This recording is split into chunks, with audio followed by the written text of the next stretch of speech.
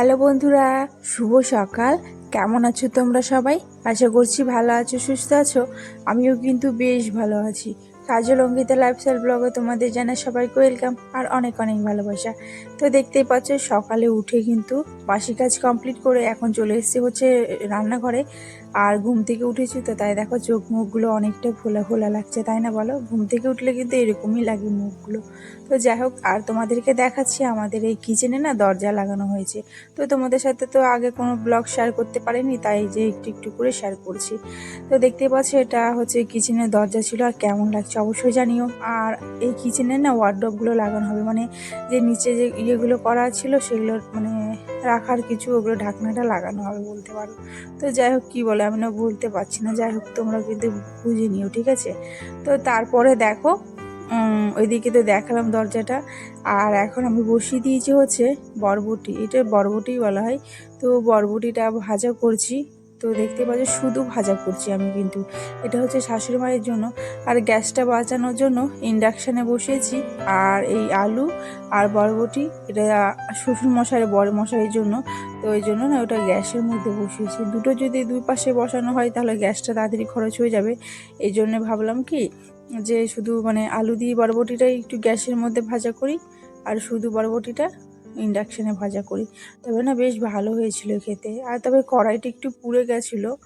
তো দেখতে পাচ্ছ আমার পোড়া পোড়া কিন্তুই হয়েছে ভাজাটা, তবে খেতে ভালো লাগছিল জানো, পোড়া পোড়া হলেও। আর ওইদিকে আলু দিয়ে বরবটি ভাজা, আর এদিকে দেখো আমি আটাটাও মেখে নিয়েছি আর গোলাও করে নিয়েছি রুটি করার জন্য। আর এই পাশে বসিয়ে হচ্ছে একটুখানি ভাত। আমাদের সকাল দুপুর 3-4 বেলায় রান্না হয় বলতে পারে, যখন যেটা যে খেতে চায় সেটাই রান্না করে দেওয়া হয়। তো চলো ওইদিকে তাওয়াটা বসিয়ে দিয়েছি। আর এখন দেখো পেপারটাকেও পেতে নিচ্ছি।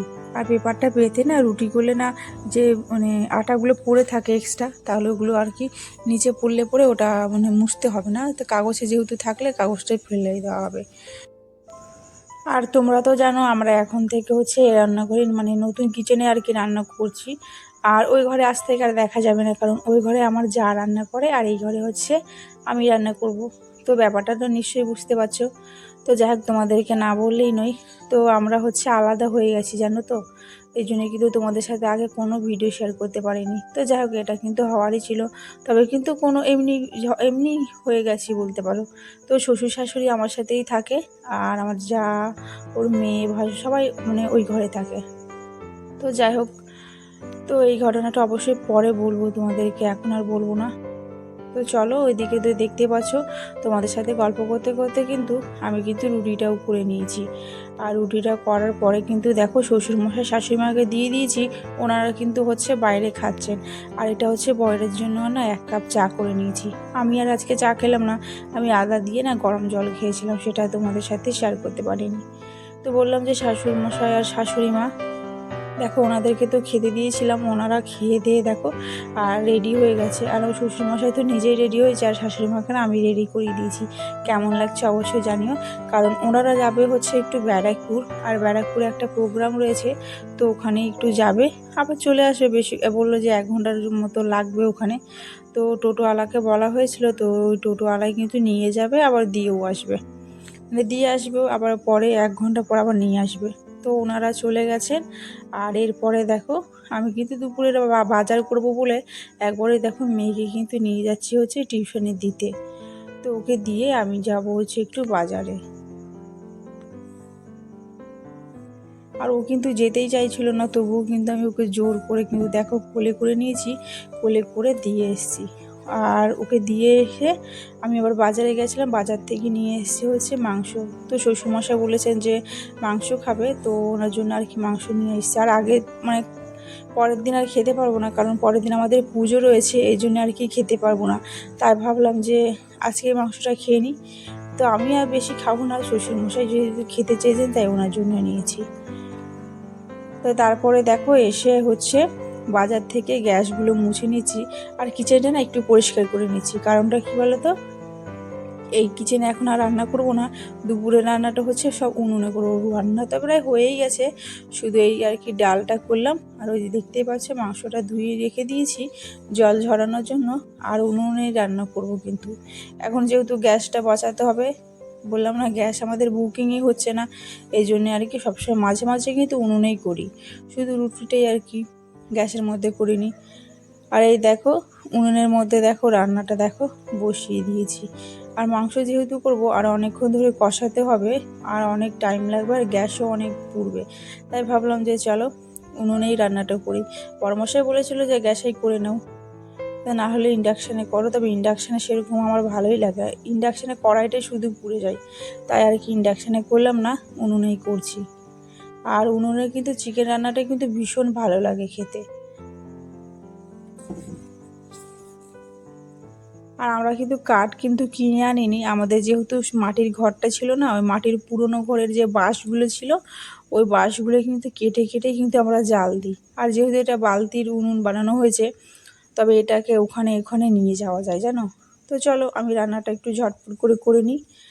তারপরে হচ্ছে রান্না বান্না করে নিয়েছিলাম, বরমশাই হচ্ছে মাংস মানে কষা দিয়ে রুটি খাবে বলে সেই তখন থেকে বসেই রয়েছে, তাই ওকে আগে দিয়ে দিয়েছি।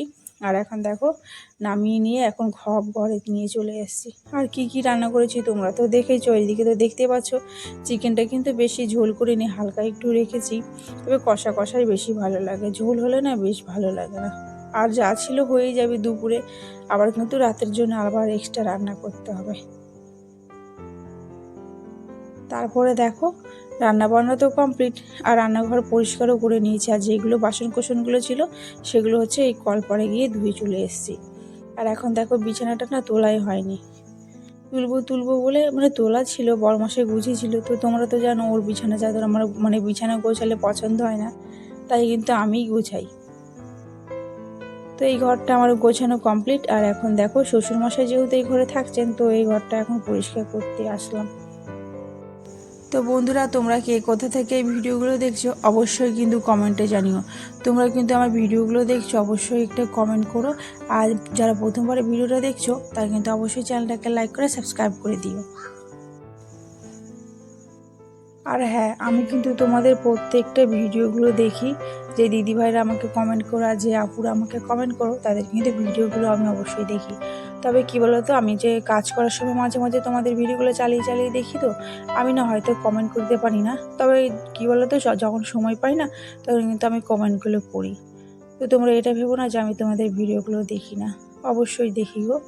আর আমার ভিডিওগুলো তোমাদের কেমন লাগলো সেটাও কিন্তু অবশ্যই কমেন্টে জানিও।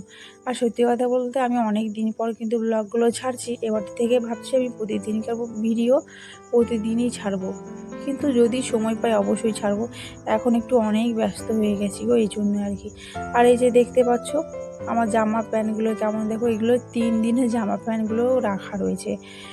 তো চলো এইগুলোকে ভাঁজ করে নিই।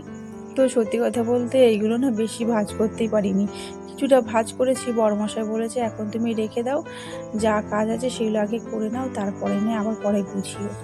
তো আর সেগুলো মানে কিছুটা হাফ গুছিয়েছি, আর ওখানে হাফ এমনি রাখাই রয়েছে, ওগুলো না রাত্রেবেলা একবার গুছিয়ে নেবো সময় করে। এখন আর সময় নেই, যেহেতু এখন ঘর মোছার পর মেয়েকেও আনতে যেতে হবে, ওকে স্নান করানোর আছে, খাওয়ানোর আছে, অনেক কাজ আছে এখন, এই জন্য আর কি সবটা গোছালাম না, কিছুটা গুছিয়েছি আর কিছুটা না তো না গুছিয়ে রেখে দিয়েছি।